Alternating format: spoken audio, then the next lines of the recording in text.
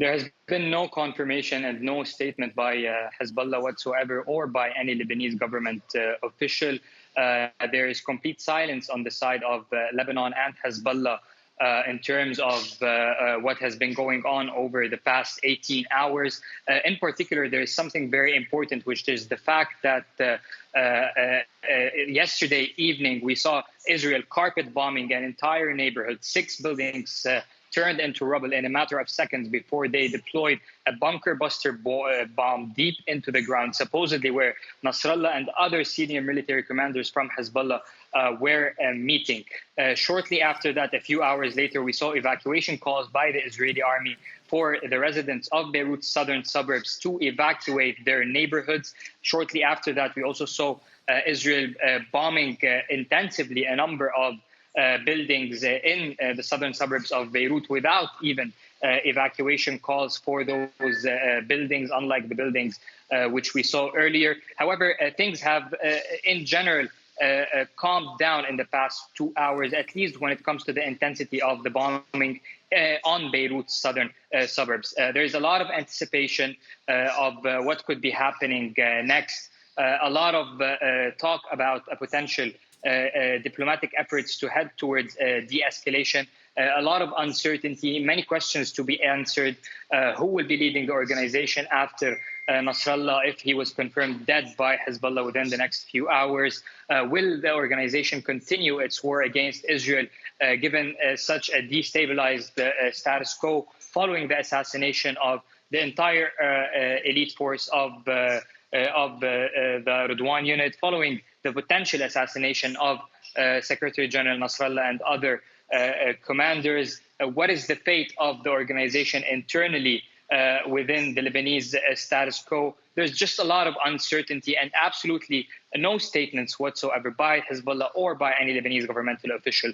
Now, we know for a fact that caretaker Prime Minister Najib Mikati has called for a special session for the cabinet later this evening at 7:30 p.m. local time in Beirut, after landing from New York, where he was attending the United Nations General Assembly. The general tone of the Lebanese government is heading towards de-escalation, calling for the implementation of UN Resolutions 1701, which in itself calls for demilitarization of the southern part of Lebanon, in particular south of Litani. We also know for a fact that it seems there is some sort of a diplomatic work that's being done in the background by the Qataris and the Egyptians with a proposal that will be directed towards the caretaker Prime Minister Najib Mikati and the Speaker of Parliament Nabih Berri, in order to de-escalate the situation and not lead into an all-out long war. Yeah, Rawad, the word of the day, obviously, uncertainty until we get confirmations about Hassan Nasrallah's status.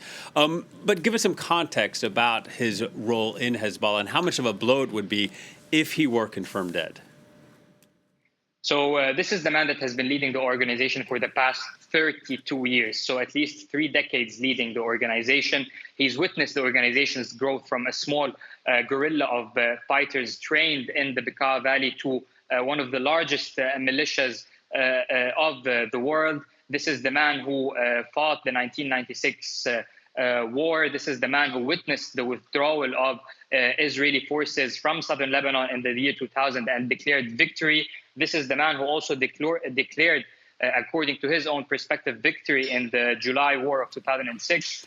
This is the man who sent his troops to Syria in 2011, 2012, and 2013 to defend the regime of Bashar al-Assad. This is when it comes to fighting Israel and the local geopolitical scene. This is the man who led the organization in multiple instances of local fighting, most notably in the year of 2008, when the government of Lebanon back then was aiming to deconstruct or remove Hezbollah's telecommunication network. Back then, Hezbollah as an organization invaded the capital within hours and took control of the city for a number of days before mediation efforts resulted in the Doha Agreement and the election of a new president and the formation of a new government in Lebanon. So this is the man who's been behind it all for the past 32 years.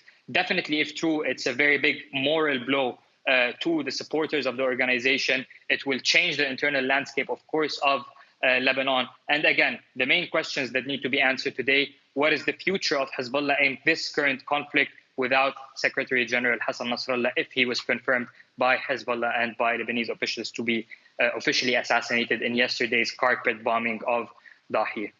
Rawad, real quickly, as the news of this alleged killing of Nasrallah ripples throughout the capital, what's the reaction been from the people of Beirut?